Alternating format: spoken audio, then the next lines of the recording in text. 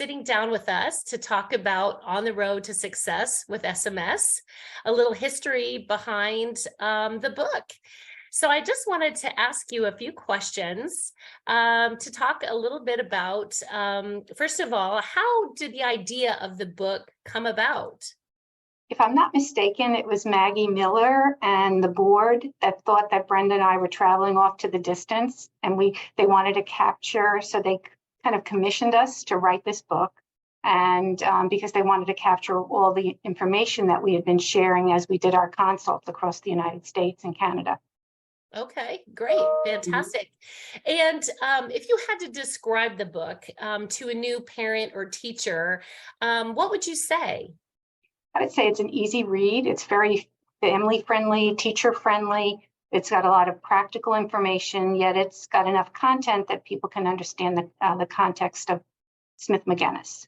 That being said, none of our kids are cookie cutters of each other or our children or adults, but it gives a good background. Great. So the book was first released in 2014. How did you know how well it would be received?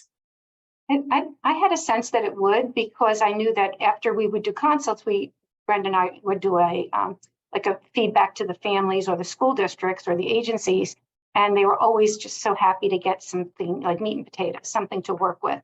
So I felt that something like this, because it was also PRISMS helped to keep it like modestly priced so that it was affordable and it's a friendly format.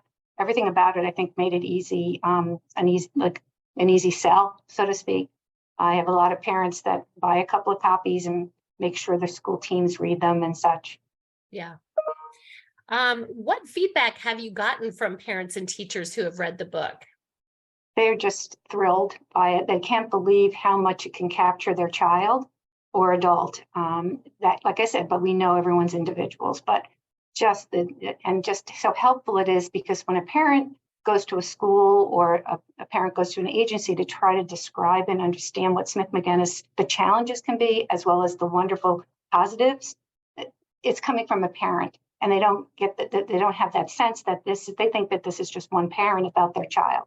Then when seeing this in print, it really helps to say, wow, this is something. And also some of the underpinnings of the genetics, which are harder to understand. But when you have peripheral neuropathy, when you have sleep issues, those are really contributing to the behaviors and the learning of the person. So I think that's what makes it, really meaningful for them and a good read, and made it an accessible book. Yeah, I want to read you an SMS mom of an SMS individual had this quote to say about the book. She says, "I'm so grateful these two women chose to put together this book. What an incredible resource for SMS families and the schools, teachers, support staff we work with. It has been a huge help to me and to our daughter's teachers. I highly recommend it to all SMS families." Thank God, it's very nice. Yeah. And, I, be working for PRISM, so I get a lot of the, requests for the books, and, we get support staff, we get teachers, we get parents, and they do buy 1, 2, 3 copies of the book so they can have them on hand, or they can give them to their programs or their teachers. And what a resource they are. And I can see the books, flying off the shelf. And in fact, I think we're ready almost for a second reprint of them. So how many have sold? Do you have any sense? Boy, I don't know how many, but I think we only have about 200 books left. Okay. So we're gonna be ready for a reprint, I'm sure, before the next conference. So terrific. Yeah. I said sometimes I'll go into a school or read an IEP before when I'm going into a consult, and I can tell by reading what the staff have written, whether it's a behavior specialist or a teacher or a school psychologist. I can read and say, wow, I think they've read about Smith-Magenis, whether it's the book or they've gone online to the PRISMS, website and downloaded some of the articles. I think it's just been, I can tell. Yeah. I went to one school, it was so cute because the teacher, that she had it like dog-eared it, like she had been really waiting. And at the conference, I had one of the staff at the staff training, she was texting her school psychologist and just saying, wow, this is what we were talking about, so it's an exciting to feel part of something because it is so many of the behaviors are challenging to the children, to the parents, and to the staff. So it's really very nice to have something that, is a resource and helps them to feel grounded about it. Definitely a wonderful resource for our families and educators. So now I'm going to ask, if you were to add a new chapter to the book, is there anything in hindsight that you would add or have learned over the years that you might include in the in the book? I just have to think is, what's the next journey, where to go next. And I think some of that is research, which is so needed for our families, to really get the word out more about what's successful, what's not successful, also to really validate some of these things by evidence-based interventions. There's not going to be a cookbook for working with Smith-Magenis, but there are some things that we know will not work, some things that we know will work potentially. So I think that we need more research and people around the country and around the world to really help substantiate that. Yeah. That's Absolutely. one of my missions. So it's, where's the next road, or, the next, where are we traveling to next? Yep, that's right. So speaking of that, you and Brenda have probably traveled quite a bit, giving consults and talking about the book and meeting with families.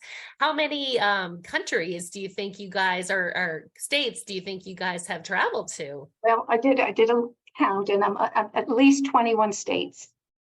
Most of my travel since 2010 has been traveling for Smith-Magenis consults, basically, a lot of those, and or the conferences, but 21 states. And then we also went to Canada to do a consultation in Canada.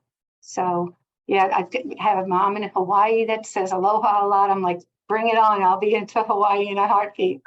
But yeah, it's very humbling when I started adding up and seeing how many states. And then in addition is fielding phone calls. Michelle, as you know, you often send families to me. We've had people as far away as Spain, grandparents in Spain, and parents in Romania, people all over the world that are reaching out to PRISMS because they want to understand the challenges of our individuals. Yeah, I do get a lot of those phone calls, and so we're so glad to have you on our professional advisory board to help field those calls, because sometimes those parents, they really need the advice, they need the help, and they need the counsel. Yeah. Yeah. And then, trying to find them the local resources, which is what we're always about too with our clinics. It's trying to have, clinics in, near enough to families so that they don't have to travel across the states to see professionals as well. Yeah. Well, thank you, Barb, for taking the time on our 30th anniversary journey.